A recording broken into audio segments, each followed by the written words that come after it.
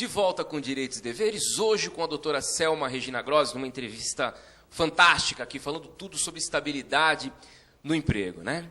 Doutora Selma, sim, nós fechamos o bloco anterior falando sobre a questão de indenização, né? Sobre a indenização, okay, e a estabilidade. As pessoas às vezes confundem muito isso, né?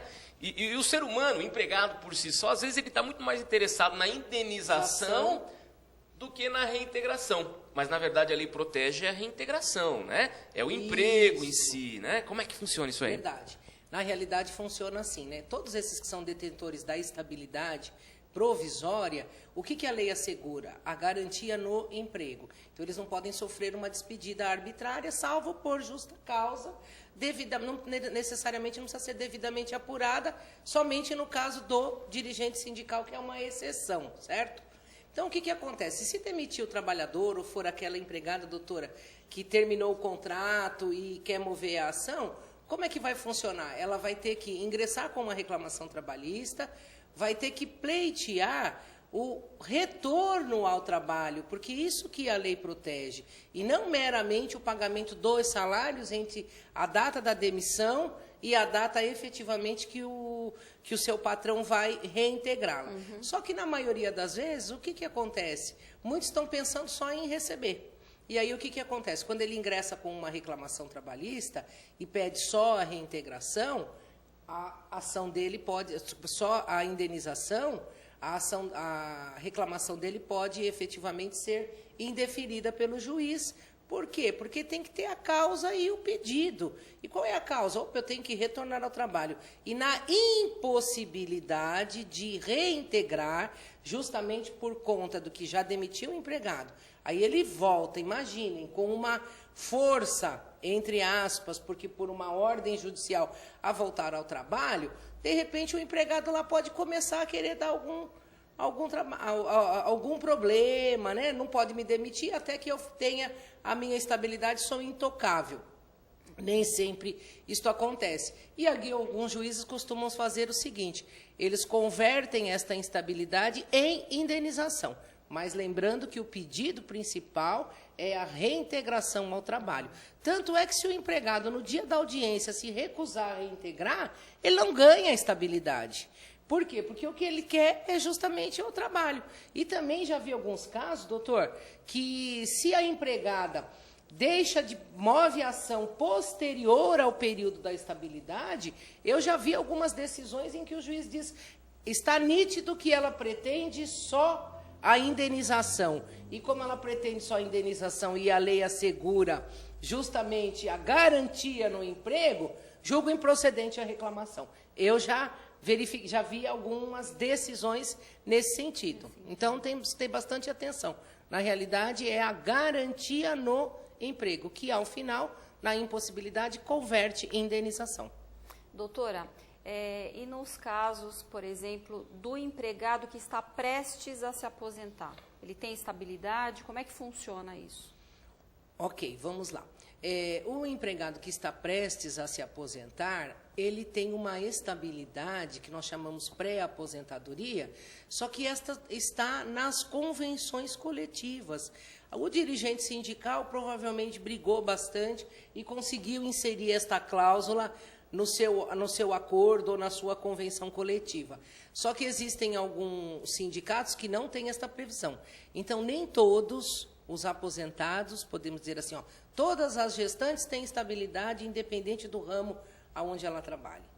Aposentadoria, estabilidade pré-aposentadoria. Nem todos que estão prestes a se aposentar possuem este direito, porque vai depender da categoria profissional da qual ele pertença. Okay. Existindo previsão, ele não pode ser demitido. E, para isso, ele tem que preencher alguns requisitos, doutora.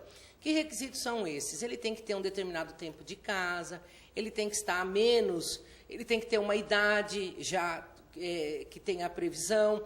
Por exemplo, os empregados que contarem na empresa com mais de 5 anos, estiverem com 50 anos...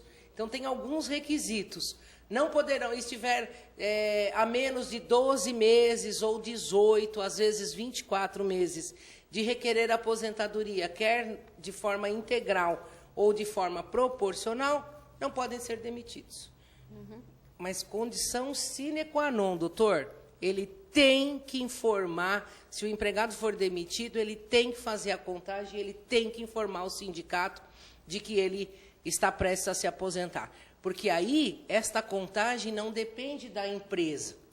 Ele tem que trazer um documento que ele pega na Previdência Social, ou ele procura alguém especializado que faça um cálculo e que demonstre que ele está prestes a se aposentar.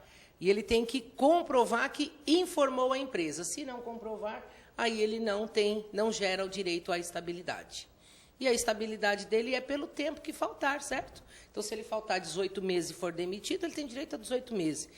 24 meses de se aposentar, foi demitido, tem direito de permanecer 24 meses. É uma estabilidade diferenciada, porém, bem mais rica de detalhes. Uma outra estabilidade que me veio à cabeça agora, que é muito interessante, e esta para todos, indistintamente, é a do trintídio do dissídio, né? Sim. Essa é bem interessante e todos, todos fazem verdade, jus, né? Fazem jus, todos. É porque algumas pertencem a alguns setores específicos, né? Então, por exemplo, a da grávida, ela tem que ter uma condição, o dirigente sindical, o cipeiro, todos esses têm que ter alguma condição que vá gerar. Essa do trintídio que o doutor mencionou, realmente ela gera uma indenização adicional, que é 1 mês de salário, que o empregado que ele não pode ser demitido a menos de 30 dias da data base da categoria dele. Então, que antecede o aumento da sua categoria. Então, realmente é a todos. A todos. Por quê? Porque vai depender, pode ser no mês de janeiro, pode ser no mês de fevereiro, pode ser no mês de março, mas, de qualquer forma, ele é uma abrangência, digamos assim, uma estabilidade universal, doutor, vamos batizá-la? É verdade. Universal, por pouco tempo, certo? 30 dias, tão somente. É aquela história que o RH fala, agora eu não posso mandar ninguém embora. Isso. Né? Se eu vou ter que mandar alguém embora, tem que ser até tal dia. Depois não pode mais, Depois só não pode. No próximo... Eu já ouvi essa conversa. No próximo Já. mês. Já. É a estabilidade. Ela gera uma indenização e o pagamento do salário com reajuste, né? As verbas rescisórias têm que ocorrer com reajuste e mais 1 mês de salário para o trabalhador. São todos os reflexos todos da coisa, os reflexos, né? que E incidem. o empregado estável, ele pode pedir demissão? Ele. Veja bem, ele até pode pedir demissão, só que, digamos assim, seria uma demissão um pouquinho meio suspeita, né? Ele pedir demissão, sendo detentor de uma estabilidade, numa crise que nós temos de emprego, tem um desemprego imenso. Então, quem em sã consciência, sabendo que tem uma estabilidade de 12 meses, que vai poder ter o seu salário garantido, quem não gostaria de ter essa garantia, né, doutor? Com toda Saber que certeza. por 12 meses o senhor tem o seu salário garantido todos os meses e basta que você cumpra a sua parte, que é efetivamente o trabalho, certo?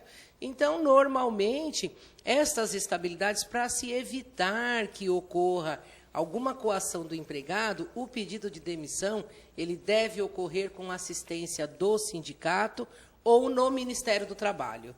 Então, ele pode ter o pedido de demissão? Pode, mas tem que estar expresso.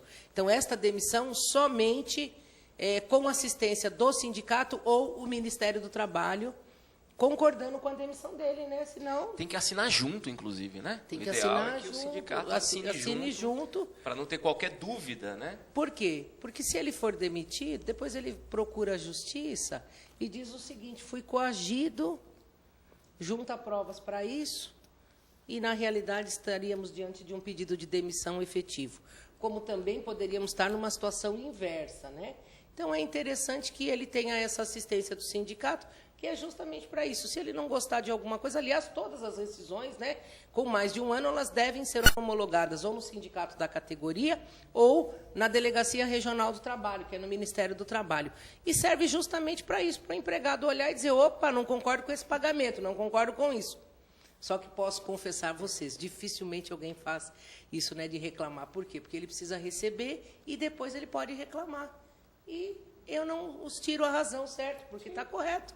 Ele vai receber, depois ele vai verificar. Porque se ele questionar eventuais diferenças, porque ele não pode discutir o montante pago ali. Mas outros direitos ele pode perfeitamente pleitear. Acho que está chegando ao final, Tá né? chegando ao final, infelizmente. Será que dá tempo de fazer mais uma pergunta?